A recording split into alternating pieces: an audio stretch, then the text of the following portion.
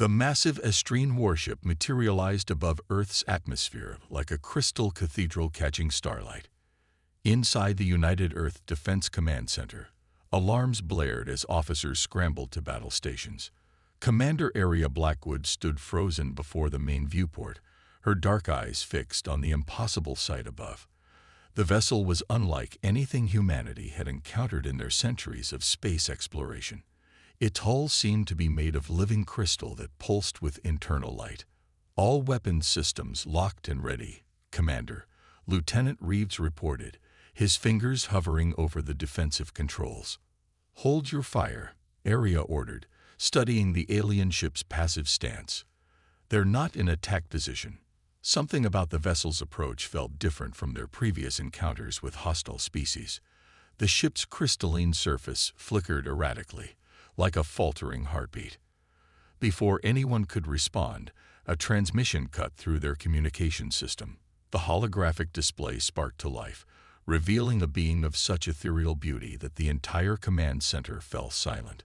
The alien queen's skin shimmered with an opalescent glow, her features both familiar and otherworldly.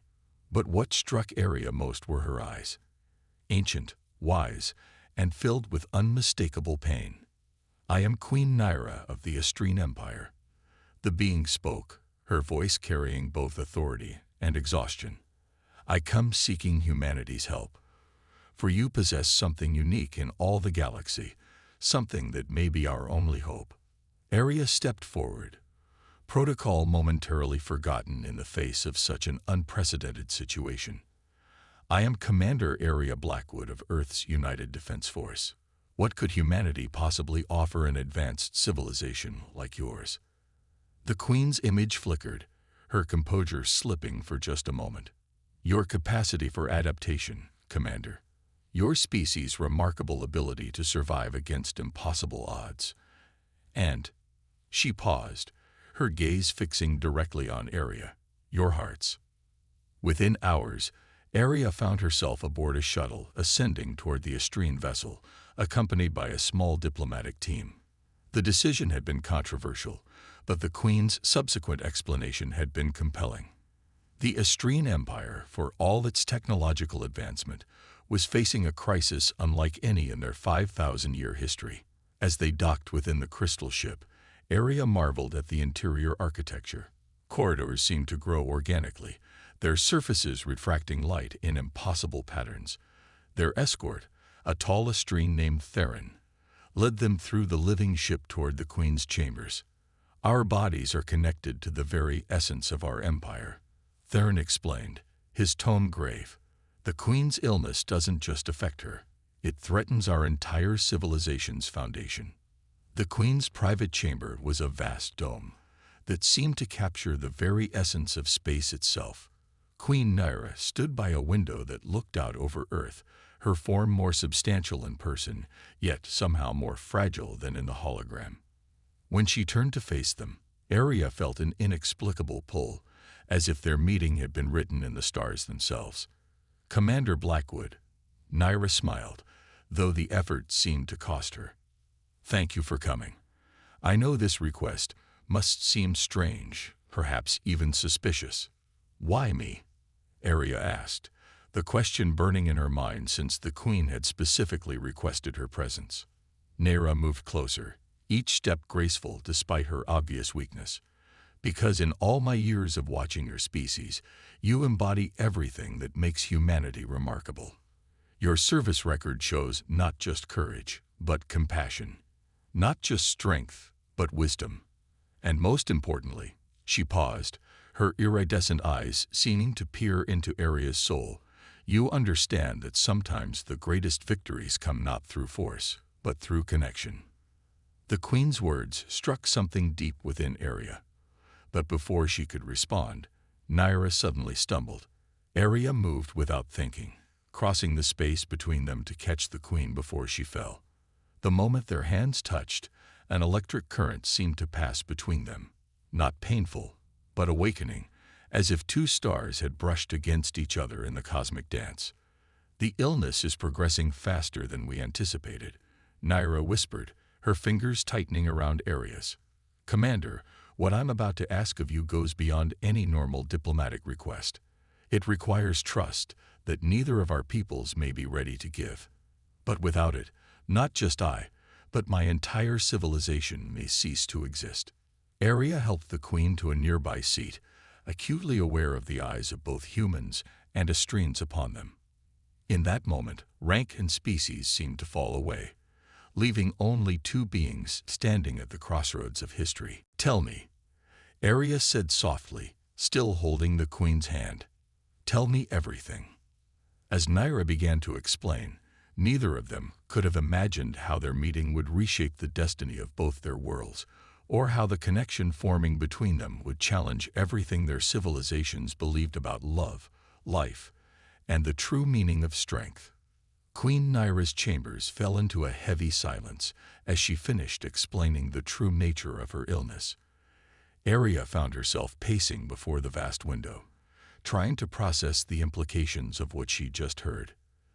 The crystalline walls around them pulsed with a dim, erratic rhythm that seemed to mirror the queen's failing health. "Your entire species exists in a crystalline quantum network," Arya finally spoke, turning back to face Nyra. "And this degradation is spreading through it like a virus. More like a dissolution of consciousness," Nyra corrected gently, her opalescent skin catching the starlight. "We evolved beyond physical constraints centuries ago, merging our essence with these crystal matrices. But something has changed. The network that once united us is slowly unraveling, and with it, our very existence." Before Arya could respond, the chamber doors slid open with a musical chime.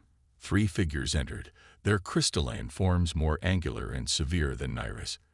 The foremost, tall and imposing with facets of deep purple, stepped forward with obvious disapproval. "Your Majesty," his voice resonated with harmonics that set Arya's teeth on edge. "The High Council demands an explanation for this unprecedented breach of protocol."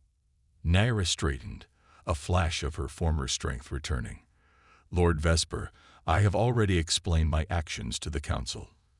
Commander Blackwood's presence here is essential." "Essential?" Vesper's form flickered with barely contained contempt. "You propose to entrust the salvation of our entire civilization to a species that still clings to physical form, that still wages war over primitive resources." Arya felt her temper flare, but kept her voice steady. "With respect, Lord Vesper, humanity's primitive nature might be exactly what you need. While your civilization evolved beyond physical form, we've continued to adapt and overcome physical challenges. If your network is indeed degrading, perhaps you need a perspective from outside." The chamber hummed with tension as Vesper turned his crystalline gaze upon her. "And what could you possibly understand about the complexities of our existence?" "Everything that lives must adapt or die," Arya responded, meeting his gaze. "Humanity has faced extinction-level events multiple times, yet we've survived because we never stopped evolving, never stopped finding new solutions. Your civilization's greatest strength, your unity, has become your vulnerability. You need diversity. You need change." A soft laugh from Nyra drew everyone's attention. She was watching Arya with an expression of profound satisfaction. "And this, Lord Vesper, is precisely why I chose her. Commander Blackwood sees what we have forgotten. That strength comes not from perfection, but from growth." Vesper's form pulsed with angry light. "The Council requires proof, not philosophy. If you insist on this course, Your Majesty, then let the human prove her worth. The trials of ascension have not been attempted by an outsider in 10,000 years." Arya watched as Nyra's expression shifted to one of concern. "The trials are dangerous enough for our own kind, Vesper, for a being still bound to physical form." "I'll do it," Arya interrupted, drawing surprised looks from everyone in the chamber. "Whatever these trials are, I'll face them. But first, I want something in return." Vesper's crystalline form crackled with indignation, but Nyra raised a hand to silence his protest. "Name your condition, Commander." "Complete transparency," Arya said firmly. No more partial explanations or hidden agendas. If I'm going to risk my life in these trials, I want to know exactly what's at stake and what you're not telling me about this illness.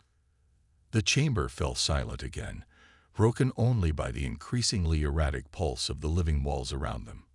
Naira rose from her seat, moving closer to Arya with a grace that belied her weakening condition.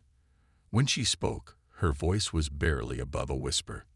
"The truth, Commander, is that this is not merely an illness. It is an awakening. And in all our generations of existence, only one other species has ever demonstrated the particular combination of traits needed to help us through it." She reached out, her crystalline fingers barely brushing Arya's cheek. "Your species' capacity for love, real, messy, complicated love, may be the key to our survival." The touch sent a shock through Arya's system, and for a moment, she caught a glimpse of something vast and beautiful.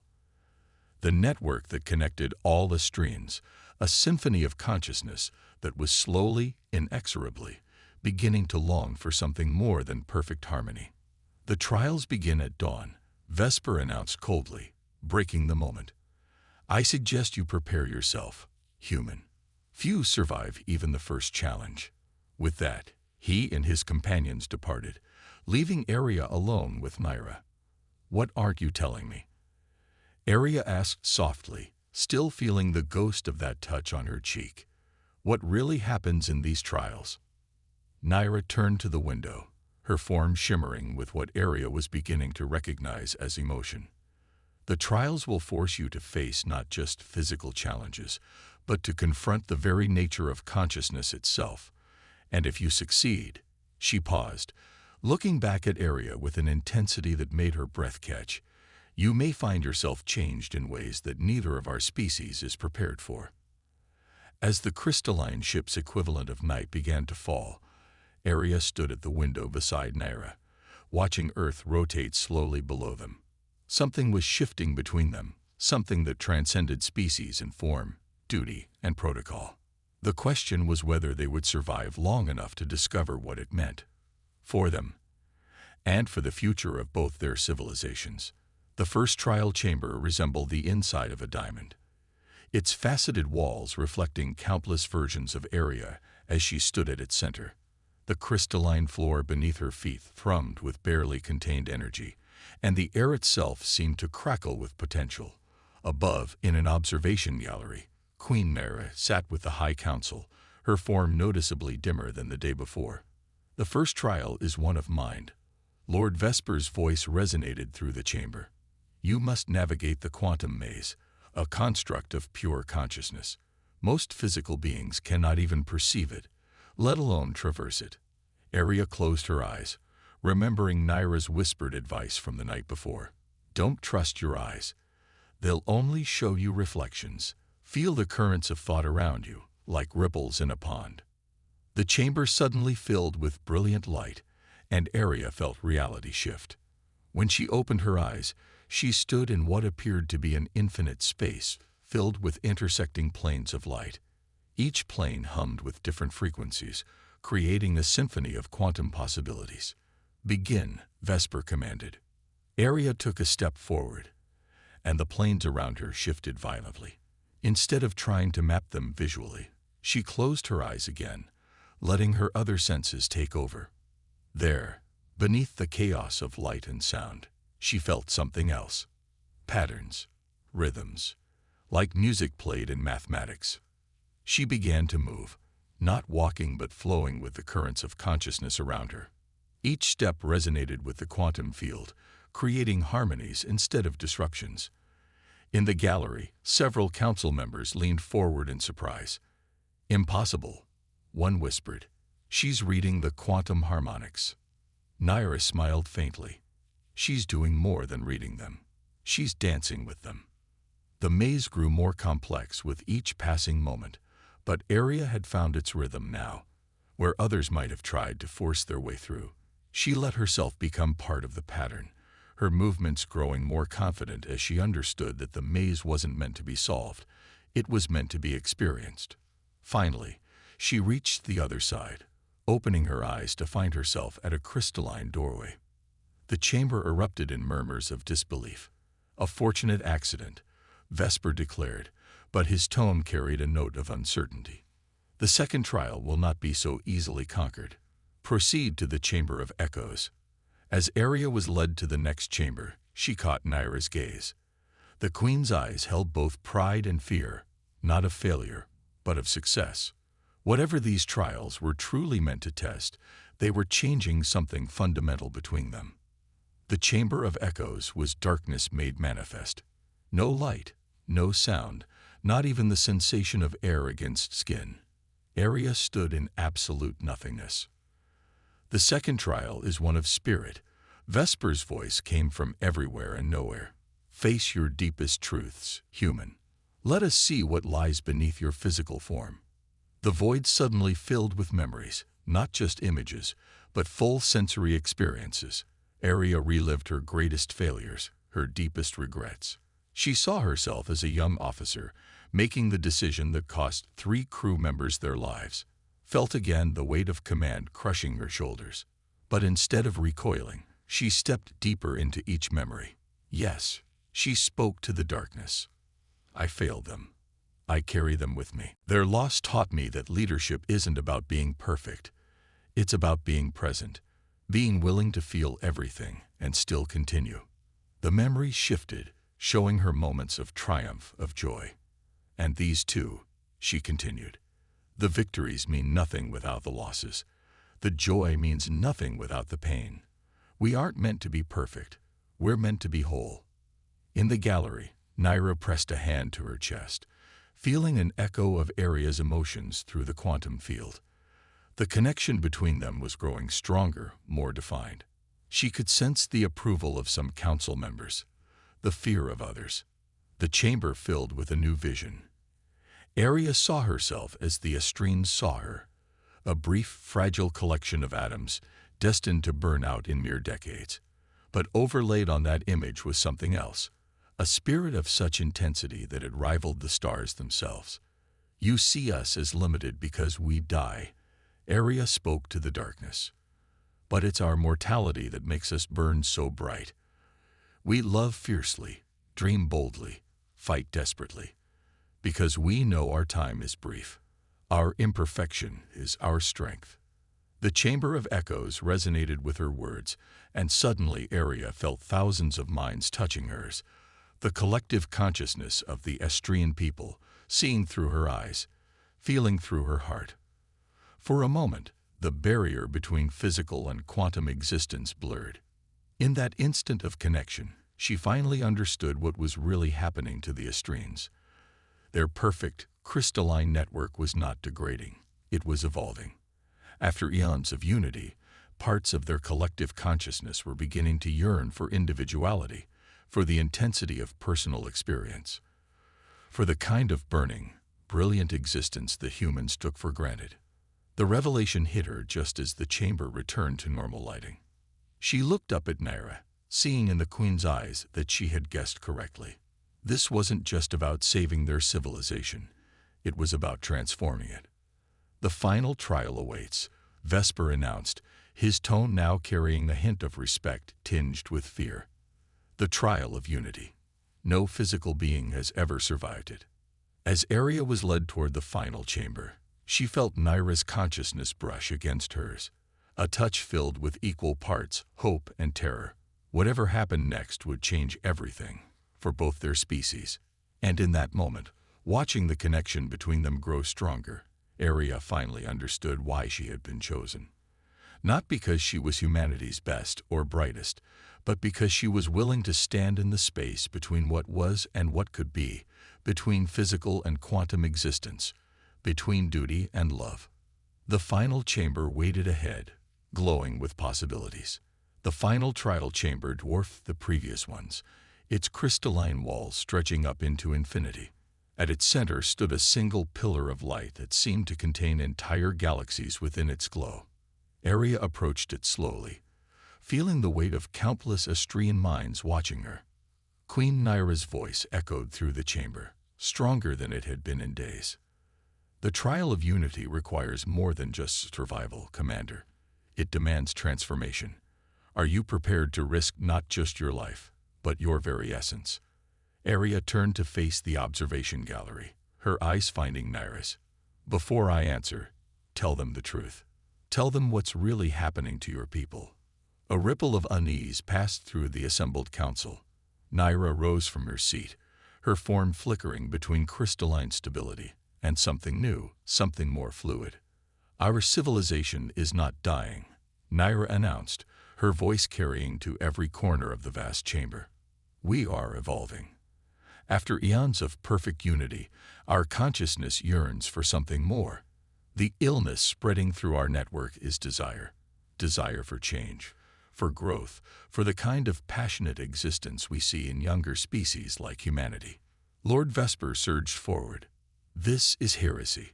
Our unity is our strength. Our unity has become our prison, Nyra countered. We have sacrificed individual experience for collective harmony. We have traded the chaos of growth for the stability of stagnation. And now parts of our consciousness are awakening, remembering what it means to feel deeply, to love fiercely, to exist as individuals within the whole. The chamber erupted in chaos as council members argued, their crystalline forms pulsing with conflicting emotions. Arya watched as fractal patterns of light raced across the walls, reflecting the turmoil in the Astrine collective consciousness. The final trial, Nyra continued, raising her voice above the discord, was never meant to test the human. It was meant to test us, to show us another way of being. She descended from the gallery, her form growing more radiant with each step, until she stood before Arya. The pillar of light behind them pulsed in response to their proximity. This is why I chose you, Arya Blackwood, Nyra said softly, not just for your courage or your adaptability, but for your capacity to exist in paradox, to be both individual and connected, to love without losing yourself. Understanding dawned on Arya's face. The pillar, it's not just a test, it's a bridge. Nyra nodded. A bridge between physical and quantum existence, between individual consciousness and collective harmony. No purely physical being could survive it, and no purely quantum being could adapt to it, but perhaps together. She extended her hand, now shimmering with possibilities. Arya took it without hesitation, and the chamber filled with blinding light. The transformation began slowly, then with increasing speed. Arya felt her physical form begin to shift, not dissolving but evolving. Quantum consciousness flowed through her mind, while her human essence flowed into Nyra. They were no longer simply human and Astrine. They were becoming something new. Through their connected consciousness, Arya shared the intensity of human emotion, the fierce joy of love, the sharp edge of loss, the burning pride of achievement. In return, she felt the vast harmony of Astrine existence, the beauty of unified thought, the peace of perfect connection, the wisdom of shared experience. The pillar of light expanded, enveloping them both. In the gallery, council members watched in awe as human and Astrine consciousness merged and transformed. Some felt fear at such profound change, but others felt something they hadn't experienced in millennia: hope. When the light finally dimmed, Arya and Nyra stood transformed. Their forms shifted between physical and quantum states, neither fully one nor the other. Through their connection, they had found a way to be both, to exist in the space between, where growth and harmony could coexist. This, Nyra announced to her people, her voice carrying new depths of emotion, is the cure we sought. Not to resist change, but to embrace it. Not to fear difference, but to celebrate it. Arya felt the ripple of understanding spread through the Astrine consciousness. Through their shared connection, she sensed thousands of minds awakening to new possibilities, remembering what it meant to feel deeply, to exist uniquely. But this was only the beginning. The real challenge lay ahead, guiding both civilizations through the changes to come. As she stood beside Nyra, existing in that beautiful space between worlds, Arya knew that their transformation would reshape the destiny of both their peoples. The age of isolation was ending. The age of integration was about to begin. 6 months after the trial of unity, Earth's orbital space had transformed. Crystalline structures now floated in synchronous orbit alongside human space stations, their surfaces shifting between solid matter and pure energy. They stood as physical manifestations of the unprecedented partnership forming between humanity and the Astrine Empire. Within the largest structure, now known as the Convergence Chamber, Aria and Nera stood before a gathered assembly of both human and Astrine leaders. Their own forms remained in constant flux, shifting between physical and quantum states, living bridges between two worlds. The integration process has exceeded our most optimistic projections. Aria addressed the assembly, her voice carrying harmonics that touched both physical and quantum frequencies. Already, over 1,000 Astrines have chosen to explore partial physicality, while 200 human volunteers have begun the first stages of quantum consciousness integration. Naira stepped forward, her presence both regal and warmly accessible. But more importantly, we're learning from each other. Human passion and creativity are reawakening parts of our consciousness we had forgotten. In turn, our understanding of quantum existence is helping humanity reach beyond their physical limitations. On the massive view screens behind them, images displayed the progress of their work. Astrine scientists, now capable of maintaining physical form, worked alongside human researchers, their combined knowledge accelerating technological advancement at an unprecedented rate. Human artists and musicians collaborated with Astrine consciousness collectives, creating new forms of expression that existed simultaneously in physical and quantum spaces. But not all was perfect harmony. Lord Vesper, now leading a conservative faction of Astrines, rose to speak. While these achievements are noteworthy, we cannot ignore the risks. Already, we see younger Astrines spending more time in physical form than in the collective consciousness. Some even speak of experiencing individual emotions. And is that truly a loss? Naira challenged, her form pulsing with passionate energy that would have been impossible in her purely crystalline state. Look at what we've gained. Our culture isn't dying. Vesper, it's growing. For the first time in millennia, we're creating new art, new music, new ways of thinking. Aria touched Naira's hand, their energies merging momentarily in a display that still caused murmurs among both populations. Their relationship had become a symbol of what was possible, a love that transcended not just species, but the very nature of existence itself. Change is never easy. Aria addressed Vesper's concerns. Humanity struggled with every major advancement in our history. But it's not about choosing one way of existing over another. It's about expanding what's possible for both our peoples. The assembly chamber hummed with discussion as representatives from both species debated the path forward. Through their quantum connection, Aria and Mera could feel the swirling emotions and thoughts of all present. Fear and hope, resistance and acceptance, all dancing together in a complex symphony of consciousness. Later, in their private chambers, Aria and Nera stood watching Earth rotate below them. Their forms shifted and merged, physical and quantum states blending in an intimate dance that they were still learning to navigate. "Do you ever regret it?" Aria asked, her consciousness brushing against Nera's. "Choosing this path?